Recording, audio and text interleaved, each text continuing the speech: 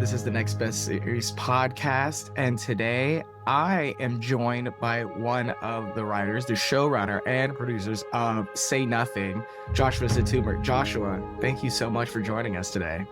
Oh, thank you for having me. You know, I'm curious about your familiarity with the story and the novel. You know, you've come from writing films and now you are showrunning the series. What point did you become familiar with the material that you decided that this had to be your next project? Yeah, well, I think the first time I had really familiarized myself with the world of the show, the troubles in Northern Ireland, I was actually in my 20s. The first time I ever got paid to write, I was very lucky. I got a job writing a movie for Leonardo DiCaprio. It was actually set in Northern Ireland. And the movie never got made, but it was going to be produced by David Benioff, who created, Oh, wow. yeah, he incredibly nice guy, by the way, extremely talented, and it was also going to be produced by Brad Simpson, who's a producer on Say Nothing. And so, for me, I had done this profound amount of research to write that when I was in my mid-20s, and then 15, 20 years later, this book lands on my desk. It's this just incredible, insightful book about, also about the Troubles. And, I read it immediately. It became my new favorite book and got me kind of like back into that world. Obviously that was Say Nothing. And I really spent the next 5 years kind of making the show. And it was interesting because over the course of my career, you sort of start as somebody who gets into Hollywood as a writer, like, you get inspired by the movies you watch in your youth, and you kind of have artistic ambitions to, like, take on the world and write something really profound that's going to change people's lives or whatever dream you have. And then you work in Hollywood, and, like, no matter what artistic ambition you had when you first dreamed of being a writer, like, ultimately you kind of need to write the movies that Hollywood will make, right? The kind of shows that Hollywood will make. So when I came across the book, Say Nothing, I was at the time, I was doing something that, like, a lot of screenwriters do when they've kind of, like, given up some of those grand ambitions. I was really trying to work in the system. I was writing like a comic book movie, which I actually, like, love, right? I love big popcorn films, but, I read this book that was just exhilarating and insightful, but so complicated and so challenging. I thought, like, there's no way this is ever going to get made. And so at the time of reading it, I had this dilemma, which was like, do I want to keep making the things that Hollywood wants to make, or do I want to take a real risk on a project I truly love that kind of reminded me, like, why I wanted to become a writer in the first place, right? That brought me back to that first job. But despite all that, a project that would, like, most likely die on the vine. And, I chose to make 5 years spend 5 years making Say Nothing. And it was really, like, out of this kind of creative crossroads that I was at. It's a really long-winded answer. No, it's perfect because I think you touched on, if you look at your career, you've mentioned, the movies Hollywood wants, especially, and now it's so IP dominant, and you're kind of ahead of the curve, like in 2014, RoboCop and other stuff you worked on. Yeah. You worked on those types of films. So I'm curious as to, you got the book. This is your first time writing a series, I'm mistaken, let alone show running. I'm curious as to why you thought this medium would be better for the story. Did you feel that the material in the novel was far more warranted to be told in a television approach compared to a film? You were concerned about what you might have to cut out to adjust to a certain studio's request of, like, well, it's a little too long, it's a little too much, and you don't want to sacrifice some of the more impactful moments of the novel or the history you're telling. Yeah, I mean, the book is so incredibly dense. There was no version of doing it justice and doing it as a movie. I mean, it was, even just doing it in a 9-hour limited series, like, very tight, right? Because there's just this huge swath of 40 years of history that needed to be condensed into those nine episodes. And so I know limited series, people kind of poo-poo them in the studio system now because they're, it's a pain because you have to kind of create everything brand new for every season, right? It's often some shows get better in their second season because you kind of know what works and what doesn't. And with a limited series, you can't do that, right? You got to build everything from scratch kind of for one season. But to me, I love limited series, particularly when it comes to adapting books, because you don't have to compromise in the same way that you do making a movie. You get a long time to sit with those characters. So for me, with Say Nothing, so much of what you're watching is this like descent into moral ambiguity for Dollars and Marion Price. And you would spend 4 episodes with them as the conflict gets darker. I don't think it's unfair to say you're rooting for them in the second episode when they're like robbing that bank. It's like quote unquote fun, which is a word Dollars herself actually used to describe stuff like that. And then you spend enough time with them and suddenly they're putting a bomb in the street in London. And you're sort of watching these people. You're like, I know why they got into this politically. I know where this came from. They're so young. And now they're doing something that morally feels like indefensible, right? And you need all that time to get the investment so that you were like along for the ride when they're actually putting a bomb in the street, no matter what you may think of what they're doing. And so to me, getting to live with the characters, it's a greater tool for understanding, for empathy when you have more time to spend with them. You mentioned, getting that lived in sense with these characters, seeing the evolution, because there's a large amount of time that is covered throughout, again, only 9 episodes. I think, in terms of novels, I think it's so easier for an author to jump around constantly back and forth in time and have it feel very concise and, how you would say, very platable to audiences, that when they're reading it, it makes sense and is digestible. I think in television, it's far other thing. You have so much to talk about in terms of a writing sense and making sure everyone is following along. I would love to know the conversations you had with you and the other writers in terms of planning out each of the episodes, of where you felt in terms of jumping through the timelines to where it would make sense and feel that each character's arcs through the different timelines were progressing at the right moments. Gosh, I mean, I think the biggest thing was really making Dollars in particular, and Dollars and Miriam, the kind of gravitational center of the story. That's different from the book, which is the book is like a little more diffuse in that regard. It's not quite so centered. So part of that was really trying to understand the sisters' relationship and trying to play that out and kind of see what that would look like on a very intimate scale.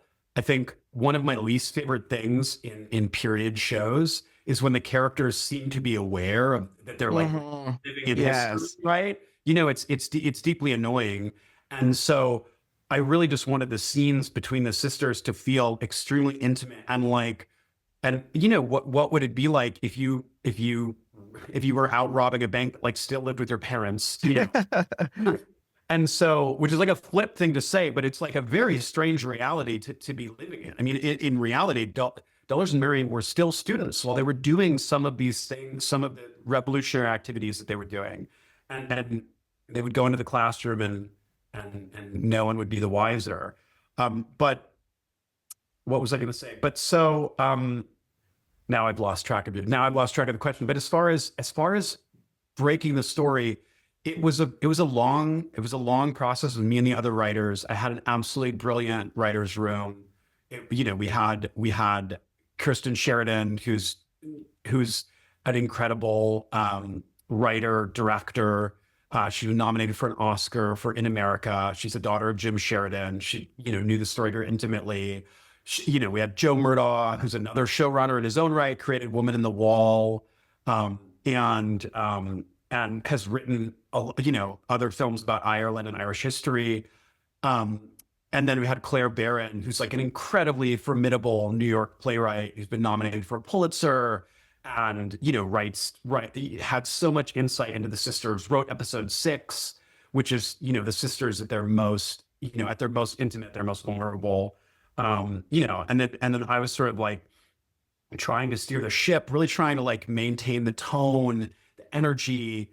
I think, you know, this is like a stupid overshare. I grew up with attention deficit disorder. Mhm. And so I've always been comfortable when things are moving really, really fast. So this idea of like propelling you through history in this way that's going to feel really, it's going to feel, you know, like fast, propulsive, kind of muscular, like that's the space where I felt, I think, the most comfortable. Frankly, I think once it started turning into a history lesson, I just sort of start tuning out myself. So it's really trying to use my own barometer for, you know, for like what I wanted to see, and just like hope that other people would be along for the ride. I think it's also fascinating from the writer's perspective and the directing perspective, because I talked to Michael Lennox and I was talking to him about, you know, these differing actors who have to maintain their own sense of identity through the different timelines while also having similar traces that you're like, oh, that's still Dolores through the years. Yeah. I'm curious, as you know, you're talking about you're going at fast speed, you're the showrunner, you're also assembling this cast. I'm curious as to when you're looking for performers and you got this cast here. I mean, well, the Pettigrew is amazing, and Anthony Boyle and Hazel Dupe and Maxine Peake. What was it like when you are kind of hammering out this group of actors and like seeing that evolution in terms of when you guys are filming and you're witnessing it and you're going, yeah, this is falling right into place? Yeah. I mean, the truth is you don't know, right? Yeah. You don't, you know, it was a 5-year process, right? And like there are moments when you sort of like squint and you're like, I think it's going to be good. And then there's other moments where you're like, oh my God, what am I doing with my life? Like, this is going to be terrible. Everyone's going to hate me. Like and that's just the nature of like making television, right? You don't know. I think, you know, it's not specific to this show. I think, you know, when Lola showed up, even for the first audition, it was just so clear that they were the only person that was going to play young Dullars. The fire, the like sparkle, the glit in the eye, the like peak vulnerability, you know, the ability to make finely tuned adjustments based on notes, like at the So blink of an eye. good. I mean, like they're incredible. They're unreal. No, they're. I feel like they're a movie star, Mhm. and technically like extremely gifted, like very high degree of control, right? Mhm. And tons of passion and fire as well. I think it's also just like Lola has a great bullshit detector. Something else, like a person from Belfast would do this, you know, Mhm. Mhm. that kind of thing, which made them the only actor that was gonna play, you know, gonna be able to play the part. I think Mike, I don't know if Michael Lennox told you, he had a long, you know, longer relationship working with Dulles. They had made these like incredibly charming. Did he tell you this? These incredibly charming like PSAs, anti-drug PSAs when No. Lola was a teenager. And, you know, I think they were shot in Ballymurphy, where, you know, which is a neighborhood in West Mhm. Belfast. And even as a teenager, yeah, you could see how great Lola was. And so I think that, you know, and I mean, it's such a testament to FX, to their willingness to like have an artistic sensibility, and you know, let me get away with having a show where there's like 215 speaking parts, and many Americans, you know, don't recognize the actors or the accents, frankly. And I think, you know, it's a testament to them that they were willing to like take that swing on a show like this. That said, the casting process is really intense. There's 215 something speaking parts, all cast over Zoom, with Nina Gold, who's a casting director, one of the best in the world, cast Game of Thrones and Star Wars.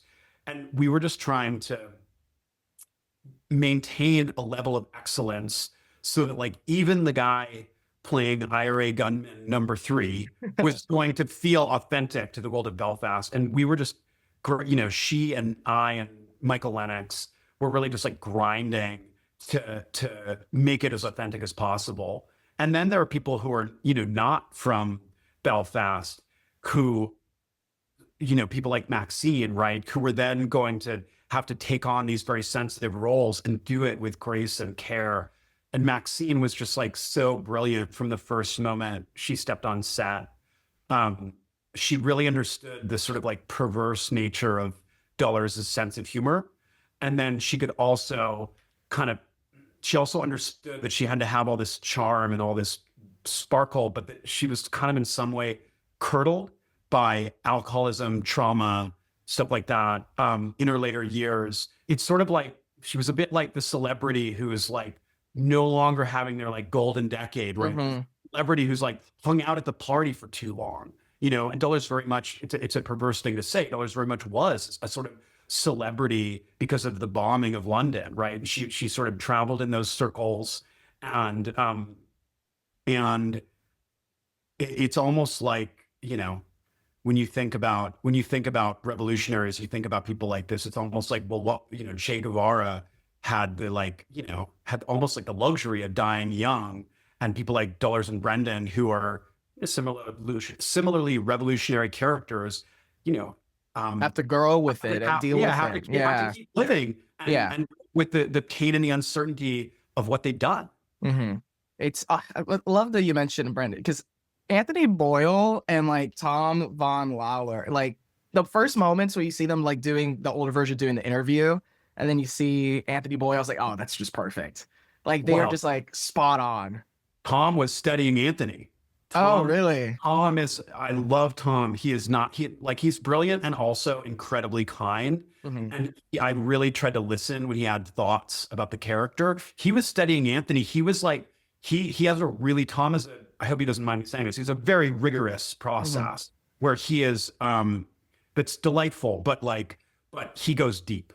And so he was not only studying footage of the real Brendan Hughes, but he was then studying I can't remember if we were showing him dailies or what he was doing to like pick up like Anthonyisms, and then sort of like merging the two. Mm-hmm. And so he would send he would send emails about like what Brendan was wearing and things like that in a way that was just like straight up exciting, because you could tell how much he cared and how important it was to him to get like those details right. And I think you can see it. You can see it on screen. He's really gifted, but that guy, he does the work. Also, to like the people you mentioned, like, oh, they probably won't notice some of the people in this cat. Like Rory Kinnear pops up, and then I'm like, okay, I'm like locked in. Like, talk about a great British character actor to me that I'm like, I get it. I'm curious now that the show's been out for a bit and you've just been doing, the laps of, the circuit. Now that it's kind of getting close to the rear view, for saying nothing, a show you put so much of your time and energy into, what do you feel like is in the future for you? Do you want to stay working in television? Do you find that, now that you've got Showrunner officially under your belt, that's something you want to keep going? Do you want to return to film, or is it just whatever is the right project that comes across your path? I mean, the project definitely dictates the medium, right? Mm-hmm. If I fell in love with something else that was another limited series, I would do that. If I, right now I'm writing a film to direct, actually. Okay. That I just finished the script. I'm really excited about kind of sending it out into the world, in the coming weeks and months. And so it's very different than Say Nothing. It's kind of, it's like almost like, it's almost funny how different it is. It's kind of like a romantic comedy, but like, but like with very sharp teeth, Okay. Now, even if it didn't have, like, romantic comedies, I feel in this day and age and just the studio system that we live in, it's just like don't get their due. And I think people yearn for it in general. So you write the thing that you want to see, and right now in the world, like that's kind of what I want to see. So I'm just like hoping other people like it. It's also like kind of tongue in cheek to call it that, because it's kind of like its own like weird thing.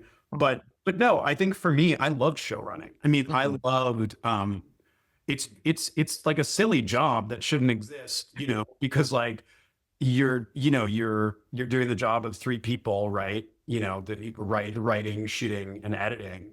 Um, I think it's crazy because you have to like I mean, if you're like a psycho the way I was, like you have to like keep all the emotional architecture in your head and then also like, you know, be looking at the prop in the shot, because if the prop is wrong, it's going to like ruin the shot. And if you really care about that level of detail, it's a really fulfilling job. I've joked that like everybody in my life has always like told me that I'm very controlling, and I finally like have a useful outlet for that The channel personality. it through. Exactly.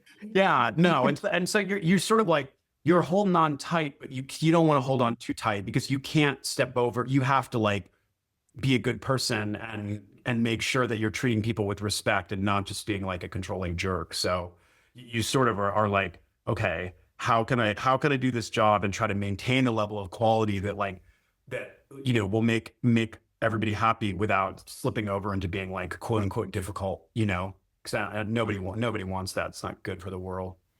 It's just a TV show. It's just a TV show. You know?